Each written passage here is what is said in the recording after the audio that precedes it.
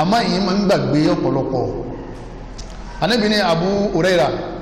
ọya tí a sọ ọ̀rọ̀ yẹn tẹ́lẹ̀ ó sì tẹ́lẹ̀. Ànábì wa mú ọwọ́ rẹ̀ báyìí ọwá gbé ilé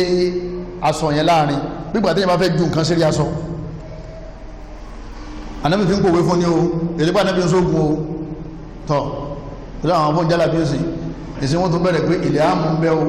kọ́dá ilẹ̀ àmú aláṣọ ni Ànábì ṣe fún Abu Huraira wọ́n sọ nù o. Ànábì fi ń pòwe fún ni Ànábì ní tó ti tí aṣọ yẹn lẹ́ Ọlọ́run tẹ́lẹ̀ Ànábì wá fi ọwọ́ sínú aṣọ yẹn nígbà tí yẹn bá fi nǹkan bẹ̀ kò sí nǹkan lọ́wọ́ Ànábì wá yọ padà Ànábì ní ó yá di aṣọ yẹn fóòdì ẹ̀ ó sì dì Ànábì ní bó ṣe dì yẹn ó ti dì àbí Ànábì ní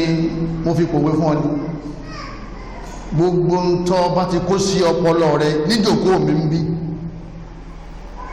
sọmọ pípa tó di aṣọ yẹn sìn ní tọ́ bá wà mí ò lè bọ́lẹ̀ mọ́ èyí fi ṣàpèjúwe fún ọ pé kò sí ń tọ́ gbọ́sọpọlọ rẹ tọ́ gbàgbé mọ́ láyé ẹ dákun ní wọn bá kọ́ sílẹ̀ wọn kọ́ sí rí bọ́ọ̀lù ọ̀sẹ̀ sọ Al-Qur'an lọ́sọ́ súnà pẹ̀lú àwọn Abu Huraira Abdullah ibn Mas'ud Abdullah ibn Abbas gbogbo àwọn tàwí wọn ní súnà wà Ahmadu Subuyi Mansuru ọmọ Egypt ni wọ́n pè sí súnà ẹni wọ́n bí ọdún wọn ni wọ́n bí tí wọ́n sọ lẹ́ẹ̀kan talọ́ra tí 90 kìíní 1949 tó sí ń bí kọlọmọdé asọ́nà Imam Maliki gbogbo àdísìlẹ̀ pátá mú àtà rẹ̀ kí ni jẹma súnà gbogbo ẹ̀ ẹni tó bá ní òsì súnà ọ̀tá Malikiya ni ọ̀tá kí ni ọ̀tá Hanabila ni ọ̀tá Hanafu ni ọ̀tá Shafi'iyya ni gbogbo àwọn mọ́mú wa pátá ẹni bá ní òsì súnà ọ̀tá wọn ni bẹ́yẹn bá sọ Saudi Arabia lílù tí wọ́n fi ń lu ẹ̀sìn tó bá ní òsì súnà wọ́n pè wọlé pé kó túbá láàrin ọjọ́ mẹ́ta wọ́n mọ̀ fún ráìsì àtàdì ẹ̀mẹ́ o àti júùsì tó tìtò ìlú ẹ̀sìn àwọn ẹlẹ́wọ̀n máa ń jẹun gan ẹlòmíì gan máa ń tọrọ kó wọ́n wẹ̀ wọ́n ní ẹ máa jẹun ọ̀fẹ́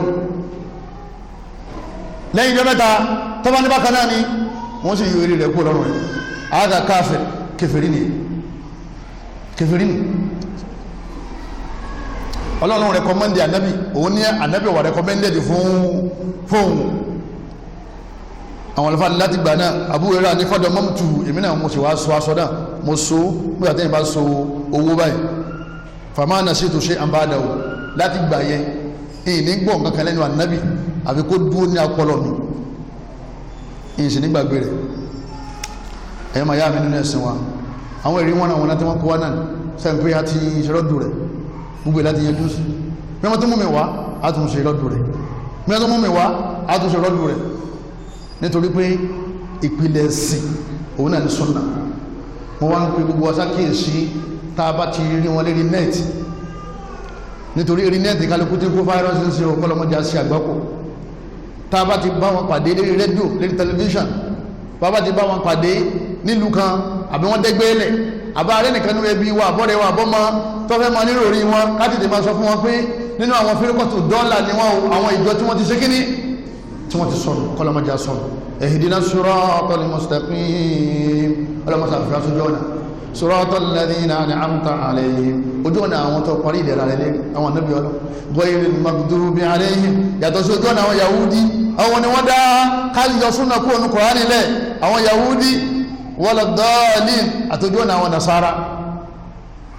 ṣẹ́rígbà tí wọn ò rí Islam jalógún óyé láti kọjú Islam wọ́n mọ̀ pé wàhálà ọ̀sẹ̀lẹ̀ wọ́n mọ̀ wá jẹ́ létí wọ́n mọ̀ wíkì iman tí iman bá ti wá wíkì tán kò ní sí nǹkan rárá mùsùlùmí náà tí wọ́n wá ń jà lógún gbà yẹn kò sí iman tó fi dìfẹ́ di ara yìí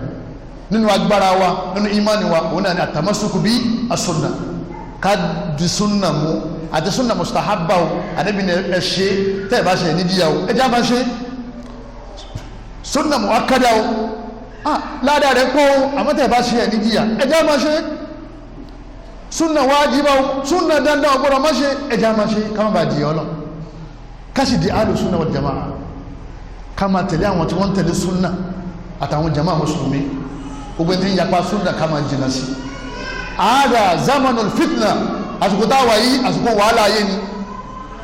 yuharibunana bi shahwat àwọn òyìnbó àtàwọn ọmọ ìyá wọn wọ́n ń bá wa jagun pẹ̀lú adùn ayé, mọ́tò oríṣiríṣi, ilé oríṣiríṣi, bàtà oríṣiríṣi, aṣọ oríṣiríṣi, shahwat, adùn àwọn obìnrin, gbogbo téyè rí lára obìnrin pátá òyìnbó ti ṣí gbogbo ẹlẹ́ fáwọn èèyàn. wọ́n bá wa jẹ́ pẹ̀lú adùn yóò jẹ́ lè rìnrìn ọlọ́run, ẹ̀mí wọ ọ̀lọ́ bọ́ bá ń kírun kíkú kí ló ń kí tó ló ti wò kú, ó ti rí ikú rí. ìdí mẹlẹ́mì rẹ̀ ga ọ̀rọ̀ mọ́tò méjì sílé, ó tún retí mọ́dẹ̀, ṣé méjèèjì yìí tó wà lẹ́ọ̀rìn ṣé táyà rẹ̀ fọ́ ni? wọ́n wá kun adùn ayé ṣe wá lẹ́mí, ọ̀rẹ́ mi ti ṣe báyìí, èmi ló ṣe báyìí, ọ̀rẹ́ mi ṣe báyìí, èmi ló ṣe báyìí, ọ̀rẹ́ rẹ̀ tó sì ń tẹ̀lé ní wọn lọ́run. lẹ́yìn náà ṣàwà òun lọ́wọ́ ṣubuhat òun lọ́wọ́ burú jù, òun náà ni wọ́n máa dá èròkèrò sí wa lẹ́mí, wọ́n gbé àwọn èèyàn dìde tí wọ́n lọ lè kéwú, àwọn náà pè ní ilimaniyun, yóò nírùngbọ̀n, ilimaniyun yóò máa kírun, ilimaniyun yóò máa lọ hajj, ilimaniyun yóò máa yọ zaka, yóò máa wá sọ fún yín pé òfin tọ́lọ̀ wọn bá sọ yìí ẹja furasí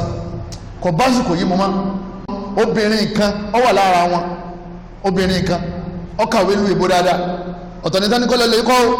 nígbà òde láìpẹ́ yìí ní ń sọ fún gbogbo ìjọba, ń sọ sínú ìwé ìròyìn, ó ní kóbìnrin ó wà nulẹ̀ ká máa tilẹ̀kùn mọ́bìnrin tọkọ rẹ̀ kú kọ́mọ wá lo oṣù mẹ́rin àtijọ́ mẹ́wàá nínú ilé, ó là ń ṣàbòsí fún ni.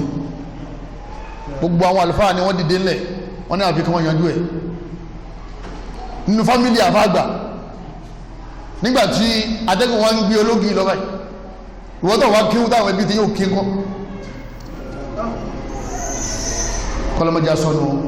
Allahumma inni abduka ibnu abdika ibnu amatika nasiyati biyadika madin fiya hukmuka adilun fiya qada'u as'aluka bi kulli ismin huwa lak sammayta bi nafsak aw anzaltahu fi kitabik aw 'allamtahu ahada min khalqik aw istatharta bihi fi 'ilmi al-ghayb 'indak an taj'ala al-qur'ana rabi'a qalbi wa nura sadri wa jalaa huzni wa dhahaba hammi.